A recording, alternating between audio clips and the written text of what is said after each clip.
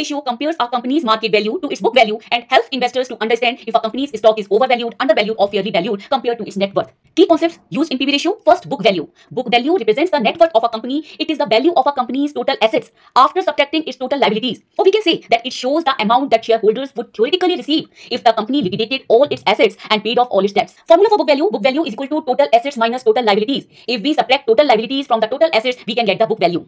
What is total assets? All the resources owned by the company such as cash, buildings, equipment, inventory, etc. comes in total assets. Total liabilities, all the obligations or debts the company owes such as loans, accounts payable, salaries payable, etc. are the total liabilities.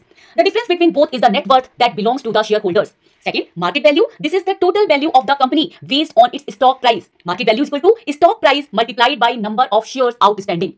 Third, PV ratio. This compares the company's market value to the company's book value, or we can say it's actually worth on paper. Formula for PV ratio. PV ratio is equal to market price per share divided by book value per share.